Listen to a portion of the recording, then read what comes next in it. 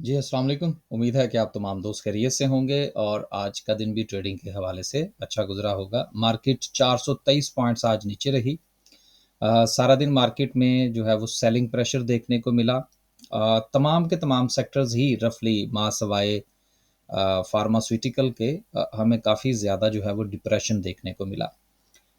इस वक़्त जो मार्केट की जो सिचुएशन है, मार्केट में जो वेट एंड वॉच की जो स्ट्रैटेजी है वो अपनाई जा रही है। कल भी हमने इस पर ज़िक्र किया था कि चूँकि आईएमएफ का वफ़द जो है वो इस वक़्त पाकिस्तान के दौरे पर है और इत्तलात के मुताबिक ये है कि यहाँ पर ये ख़बर भी है, अगर हम इसको यहाँ पर थोड़ा-सा ऐड कर लें कि आईएमएफ मिशन और पाकिस्तान की मुआशी टीम के दरमियान मुज़ाकरात का पहला दौर ख़त्म। अब बेसिकली चूँकि टैक्स कलेक्शन जो है उसमें काफ़ी ज़्यादा डिफ़रेंस है, हम उतना टैक्स इकट्ठा नहीं कर पाए जितनी हमें ज़रूरत थी। तो ज़ाहिर-सी बात है कोई जो भी सेक्टर जो है उसके ऊपर अगर कोई ज़ेर-ए-ताब आता है, चलें हम इसको समझ लें कि चलें जो है वो एग्रीकल्चर के ऊपर जो है वो टैक्स के हवाले से मामलात अगर आगे निकलते हैं, तो ज़ाहिर-सी बात है कि जो ज़रई अद्वियात हैं वो उनके हवाले से मसला बनेगा। उसके साथ ट्रैक्टर्स के ऊपर उसका असर आएगा, खाद के ऊपर उसका असर आएगा। अगर फ़र्ज़ कर लें सीमेंट के ऊपर थोड़ी-सी ड्यूटी और इंक्रीज़ कर देते हैं, तो सीमेंट भी उड़ेगा, साथ में स्टील भी उड़ेगा। तो बात करने का मकसद ये है कि अभी फ़िलहाल जो है वो हुकूमत आईएमएफ को पूरी तरह से मुत्तमिन नहीं कर पाई कि आया कि इन्होंने मिनी बजट की सूरत में नए टैक्सेस लेकर आने हैं, यानी कि जिन पर पहले से टैक्सेस हैं उनमें इजाफ़ा करना है अपने टारगेट्स को पूरा करने के लिए, या कि जो नए एवेन्यूज़ हैं उनको तलाश करना है, रिटेलर्स के ऊपर टैक्स लेकर आना है या होलसेलर पर और टैक्स लगाना है। तो ये काफ़ी ज़्यादा जो मामलात हैं वो इस वक़्त ज़ेर बहस हैं। लेकिन अभी तक की जो इत्तलात हैं, हो सकता है मेरे तक अभी इत्तला ना पहुँची हो, लेकिन पाकिस्तान में आपके पास कोई इत्तला मौजूद हो। अभी तक को जो है वो कोई कंक्रीट हमारे सामने नहीं आया कि जो डिसीजन हो चुका हो जिसके हवाले से आईएमएफ मुतमिन हो गया हो, एक बात। दूसरी बात जो है वो कल भी हमने ज़िक्र किया था कि पाकिस्तान ने जो बैरूनी फाइनेंसिंग का टारगेट पूरा करना था, उसमें भी अभी हमें कामयाबी पूरी तरह से नहीं मिली।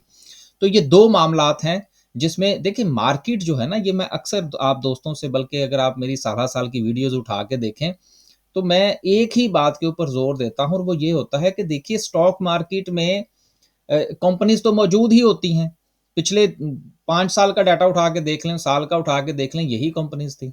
कुछ नई आ जाएँगी, कुछ इसमें से डीलिस्ट हो जाएँगी। मार्केट में शेयर्स तो अपनी जगह पर मौजूद हैं, लेकिन उन शेयर्स की प्राइस में जो कमी होती है या उसमें जो इज़ाफ़ा होता है, वो आपके मुल्की हालात के मुताबिक होता है। चाहे वो आपकी पॉलिटिकल सिचुएशन हो या वो आपकी इकोनॉमिकल सिचुएशन हो। ये दोनों चीज़ें हैं और ख़ास तौर पर पाकिस्तान जैसे मुल्क में, अब मुझे यहाँ पर 2 मिनट जो है वो यहाँ पर मैं मज़ीद ले लूँ। अब फ़र्ज़ करें कि अगर हम यूके की बात करें या किसी और मुल्क की बात करें, आप जापान की बात कर लें, आप जर्मनी की बात कर लें, दीगर ममालिक की बात कर लें, वहाँ पर जिस तरह से पॉलिटिक्स होती है, वो इतना ज़्यादा स्टॉक मार्केट को मुतासिर नहीं करती। करती ज़रूर है, लेकिन उसकी परसेंटेज थोड़ी-सी कम होती है। हमारे यहाँ चूँकि जो निज़ाम है वो मज़बूत नहीं है और शख्सियात के बदलने से निज़ाम पूरा का पूरा बदल जाता है, इसलिए पॉलिटिकल मामलात जो हैं वो हमारे यहाँ ज़्यादा अहमियत रखते हैं as compare to economical situation के। आप इकोनॉमी ठीक कर दें, बंदा जो है वो अपनी सीट से हटा दें, इकोनॉमी जो है वो धड़म करके नीचे गिरेगी। ये हमारे यहाँ होता रहा है।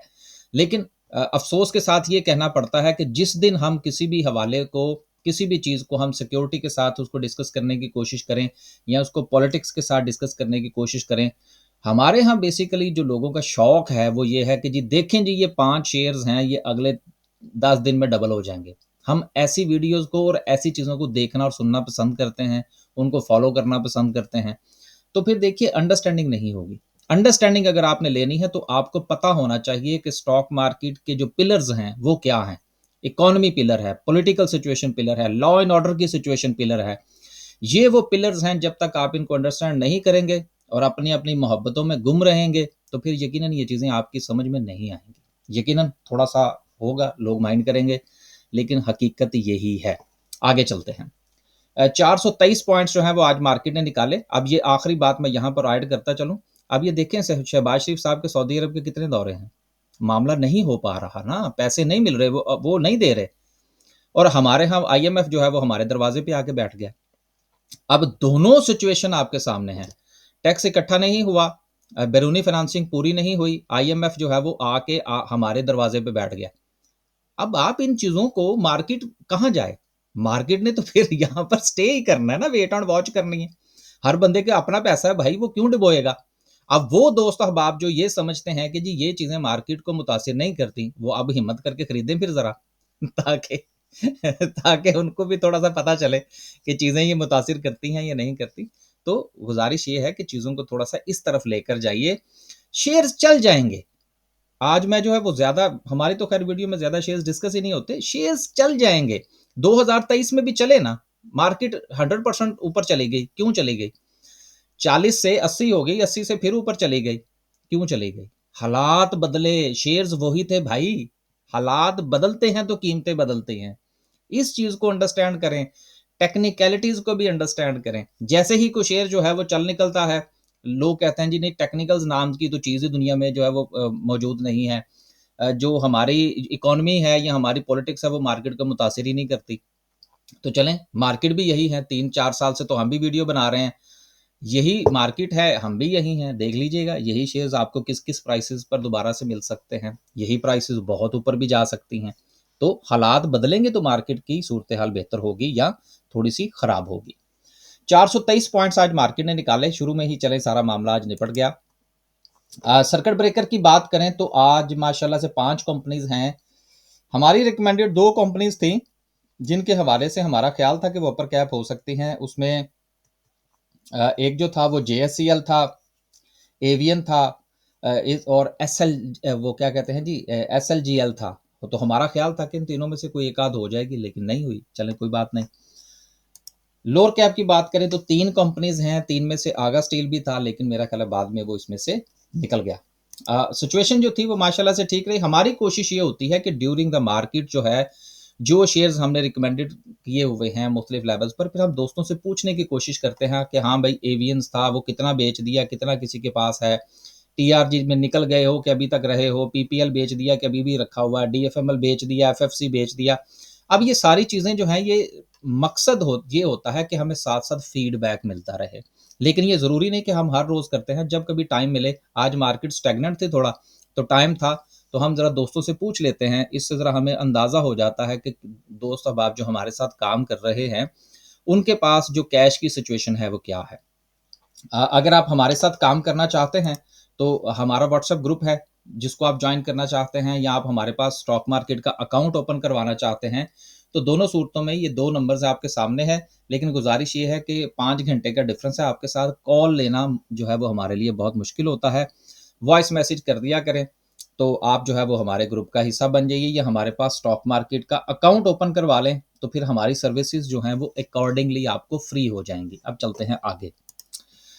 सारी मार्केट का पहिया देखें तो मैंने कल भी गुजारिश की थी कि कोई बड़ी बात नहीं होगी कि कोई एक आध शेयर जो है वो मार्केट को सपोर्ट कर जाए। अब आज जो है वो माड़ी कर गया कोई, और आप ये कह सकते हैं कि चांसेस हैं कि कल जो है वो FFC थोड़ा सा सपोर्ट कर जाए, FFC कर जाए, उसके साथ जो है वो थोड़ा सा कोई और शेयर जो है, बड़ा शेयर जो है वो उसको थोड़ा सा सपोर्ट कर दे, तो इंडेक्स तो फिर भी जो है वो स्टेबल हो जाएगा।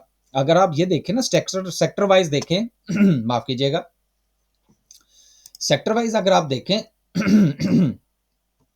तो पावर जनरेशन ने सिर्फ 7 पॉइंट्स हैं, इंश्योरेंस के थोड़े से हैं, रिफाइनरीज के हैं, लेकिन कंपनी वाइज अगर आप देखें तो आपको सर माड़ी के 125 पॉइंट नजर आ रहे हैं, ग्लैक्सो के नजर आ रहे हैं, FFC के 15-20 पॉइंट्स नजर आ रहे हैं। अब ये सारे पॉइंट्स जो है, अब कल को फर्ज करें FFC 150 पॉइंट डाल देता है, UBL थोड़े से साथ में डाल देता है, तो यहां पर आपको जो डिजिट्स नजर आएंगे वो बड़े कम होंगे, लेकिन ओवरऑल जिस वक्त आप मार्केट का जायजा लेंगे तो आप घबरा जाएंगे कि हालात बहुत खराब हैं। तो गुजारिश ये है कि इस वक्त मार्केट वेट एंड वॉच पे है, जैसे ही न्यूज हमें IMF के हवाले से मिलेगी या मिनी बजट के हवाले से कोई मामला जो है वो क्लैरिटी की तरफ जाएंगे, तो वो सेक्टर ज़ेर-ए-ताब आ जाएगा और बाकी की मार्केट जो है वो हमें बेहतर होती हुई नजर आएगी। अब यहां पर सिर्फ एक बात और, फिर हम आगे चलते हैं कि ये मैं क्यों कह रहा हूँ कि अगर मिनी बजट आ जाता है या कोई और सिचुएशन हो जाती है तो मार्केट जो है वो उसके बेहतर होने के चांसेस हैं, क्योंकि क्लैरिटी आ जाएगी। स्टॉक मार्केट में टैक्सेस का बढ़ना या कम होना ये यकीनन असर करते हैं, लेकिन जो गैर यकीनी की सूरत हाल है वो मार्केट को मार देती। गैर यकीनी की सूरत हाल का खात्मा होगा, डायरेक्शन बनेगी, चाहे किसी भी सेक्टर के ऊपर टैक्सेस लगें, कुछ भी करें, लेकिन उसके बाद मार्केट में एक क्लैरिटी आ जाएगी। मार्केट में क्लैरिटी चाहिए होती है, प्राइसेस का इसके साथ कोई ताल्लुक नहीं होता कि प्राइसेस बढ़ रही हैं या कम हो रही हैं। वक्ती तौर पर शेयर्स के ऊपर जो है वो प्रेशर ज़रूर आता है, लेकिन उसके बाद वो सेक्टर भी और वो शेयर्स भी रिकवर कर जाते हैं। ये हमारा माजी का तजुर्बा रहा है। आगे चलते हैं जी, इंशाल्लाह बाद में डिस्कस करेंगे आज की कैंडल को। इवेंसियन जो है उसने सिक्योर्स किए हैं जी multi million dollars contract in Qatar. अब ये यहाँ पर तो कॉन्ट्रैक्ट का लफ्ज़ लिखा हुआ तो यकीनन फिर कॉन्ट्रैक्ट ही होंगे। मैंने बहरहाल अभी इनका कोई नोटिफिकेशन नहीं पढ़ा, इसलिए मैं इसके ऊपर कुछ ज़्यादा बात नहीं करूँगा। लेकिन अब मैं आता हूँ अपनी उस बात की तरफ कि आपने जो शेयर है वो सपोर्ट पर बाय करना है। खबर खुद ब खुद ही आ जाएगी। जब खबर आ गई तो अब तो सबको पता चल गया ना, जब चाँद चढ़ा तो सबको पता लग गया। लेकिन आप जो है वो अगर खबर के पीछे भागेंगे, अब नियर टू जो है वो इसकी क्लोजिंग थी अपर कैप के करीब, अब सुबह अगर आप बाय करेंगे तो फिर सिचुएशन डिफरेंट होगी। जिस तरह से पीआई बीटीएल था, खबर आ गई, अब जिन लोगों ने जो है वो 2 कैप लगने के बाद उसको खरीदने की कोशिश की है, अगर उसमें से 20, 25, 30 पैसे भी निकल गए तो फिर वो डिप्रेशन का शिकार हो जाएँगे। तो गुज़ारिश ये है कि शेयर्स को लेवल्स पर बाय करने की कोशिश करें। लेवल्स पर अगर आप बाय करेंगे तो आपका जो रिस्क है वो बहुत कम होगा। रिस्क थोड़ा लेकर आप काम करेंगे तो मार्केट में काम करने का आपको मज़ा आएगा। क्यों? इसलिए कि आपकी रिस्क और रिवॉर्ड की रेशियो जो है वो बहुत बेहतरीन होगी। और हमारी जितनी भी ट्रेड्स होती हैं, गो के स्टॉप लॉस भी हिट होते हैं, लेकिन हमारी कोशिश ये होती है कि हम अपना जो रिस्क है उसको कैलकुलेटेड लेकर चलें और कम से कम लेकर चलें। आखिर में डिस्कस करते हैं जी आज की कैंडल को। कैंडल में कल भी हमने इस चीज़ की तरफ इशारा किया था। कल जो था ये वाली कैंडल्स थी, तो मैंने कहा था कि देखिए इसके नीचे भी बाइंग है, यहाँ पर भी बाइंग है, तो चांसेस हैं कि मार्केट जो है वो अपने डबल टॉप की तरफ जा सकती है, लेकिन मार्केट वहाँ पर स्टे नहीं की। और उसके बाद आप ये देखिए कि मुसलसल जो है वो मार्केट में आपको सेलिंग प्रेशर और बाइंग, बुल्स एंड बियर्स जो हैं ये दोनों आपको मार्केट में नज़र आ रहे हैं।